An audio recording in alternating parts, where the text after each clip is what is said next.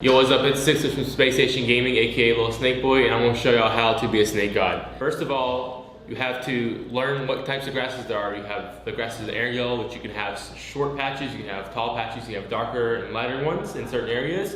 You have there's not much grass on Miramar, so you don't really have to worry about that map that much. On Vikendi, you have these really thick patches with the rose bushes in them. Those are great ones to hide in. You also have the shorter grasses that are like whitish a little bit. And you can wear more white outfits to blend in with that more. And then you have Sandhawk, which is just a map filled with grass. You have bigger patches, you have smaller patches. You can find the best patches of grass in Sandhawk to lay down to hide from your enemies. And to expand a little bit more on what Sixless is talking about, throughout this video, I'm going to be showing you examples of what he's referring to. In this example right here, I'm actually using the bot strategy to try to bait this team to coming out and just not being fully aware of where I'm at. Now, as you can see, I'm laying down and I'm also using a bush to my advantage because the enemy does have the high ground on me, which means it's a lot easier for them to see me. And I'm waiting to see if I can catch them peeking or staying still for long enough so I can get a shot on them. Now, this works so well that at some point in this video, you are actually gonna go ahead and see one of their teammates coming up behind me even after hearing a shot, and he's not gonna have any idea that I was right there. And as you can see right there from that view, you can't really tell where I'm at. Now I'm able to locate him, put my crosshairs where I last saw him, and go ahead and shoot. His teammate still has no idea where I'm shooting from because this is working so well that he decides to try to throw a grenade, and that gives me just enough time to go ahead and finish that squad. So as you can see, this kind of techniques will definitely help you become a better snake. So make sure to continue watching the video because I'm going to be showing you some references to what Sixless is talking about. Now back to Sixless. One of the most important things when laying in the grass is to understand how far the render distance is. Because from about 100 to 150 meters away, if you can see enemies that far, they can see you laying down in the grass, but on your screen you'll be in the grass. On their screen they won't have any grass and they can just shoot you. So you gotta find the perfect spots where they can't see you from far away.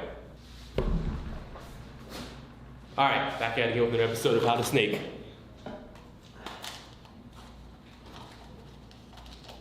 Alright, when snaking in FPP, you have to find the right patch of grass that is tall, but you can't find ones that are too short or else the enemies can see you. You gotta, when you're snaking, if you can see the enemy, it means they can see you because it's FPP. You crawl behind the little patches of grass a little bit where you can't see them, but you can see them through the little patches of grass, right?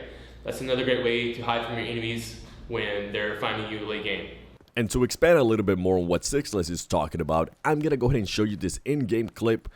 For example, right here, this grass, you never want to go ahead and hide into something like that because it's not dense enough and more than likely enemies will be able to see you. Now, what he was referring to in FPP, if you can see an enemy, then more than likely they can see you, and this is what I'm going to go ahead and show you in this clip. By the way, if this helps you out, make sure you smash the damn like button and let us know in the comments below if you guys want to see more stuff like this. Now, as I move forward here towards the edge of the grass, more than likely an enemy will be able to see me there. So what I decide to do is just back up a little bit more, and if I want to find a certain area that I want to look at, all you're gonna have to do is just move side to side until you get the area that you desire within your scope. So definitely go ahead and try that out, and make sure you always stay aware of your surroundings.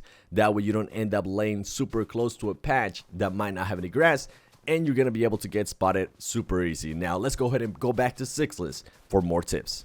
People always think it's best to wear dark black clothes to snake in the grass in Erangel and Sandhawk, but actually I found out it's best to wear brown and green outfits instead of the darkest black ones.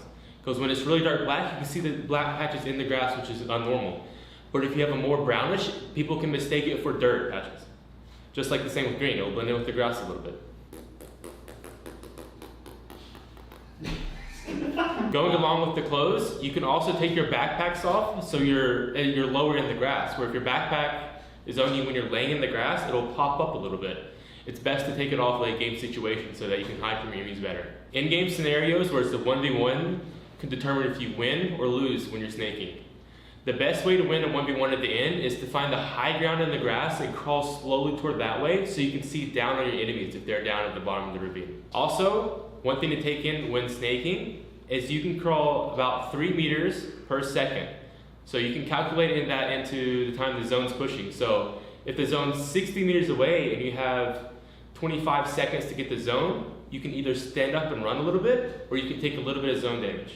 Now, another perfect example of maybe not having the height advantage is this right here. I see somebody going up and I start moving a little bit towards them, but I always keep an eye out on when I last saw them, because if they are also snaking, you might be able to see them, especially if they move as well. So as you can see right there, in case you weren't able to, let me go ahead and replay that, and you're going to be able to just barely be able to see his body move through the grass.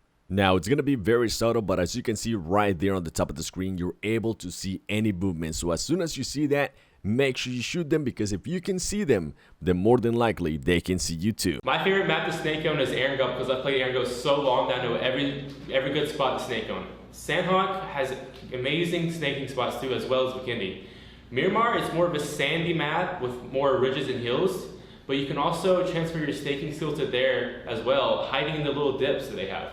It's a great place to hide as well. To give you a little bit more of a visual of what Sixless is talking about, I am currently in Miramar, and I'm gonna go ahead and try to give you an example. Now, what he was referring to is this little spots right here in the map. Now, those spots are gonna go ahead and help you out in a tremendous way. And what I mean by that is, if you're on the high ground, especially if you're overlooking somebody, you can actually lay down there and they might not be able to see you, but that one might not be the best one. So you can actually go up a little bit more, and right here, this might be one of the most perfect examples for this. As you can see, you can actually use the eye icon, push it down a little bit, and then you'll be able to see a little bit over that little mound right there. So this strategy works a ton, and I highly suggest for you guys to go ahead and try it. And another thing he mentioned earlier was dropping off your backpack, especially late game.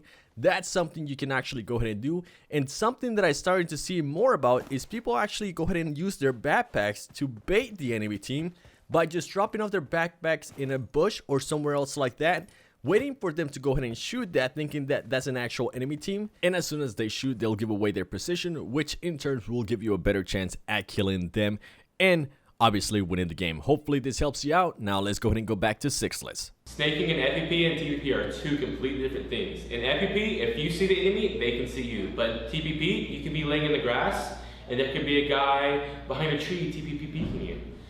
My advice when snaking in TPP is to tilt your camera down a little bit, and you can see a little bit better in the grasses. When snaking in FPP, I recommend scoping in your gun. Red dot and hollow sight are the best. When you scope in with a red dot, you can see a little bit higher. And so when you're looking around for people in FPP late game, use your gun and ADS. You'll be able to see a little bit higher over the grass, and it'll give you the win. People often ask me how often I snake in tournaments in FPP and TPP. The only time I really snake is when late game usually, but there are some times early game that I'll snake and I'll get a flank on them, but it'll be a long flank, but I'll take a long flank snaking all the way around so they can't see me, and then flank them from the side, and that's how we'll win the team fight sometimes. But mostly late game, when snaking, try to stay as still as possible, because every single movement, enemy players can see that. Hopefully this advice helps you out, guys. Make sure to comment below your favorite map to snake on. And also, my name is Sixless. I'm on YouTube at Sixless.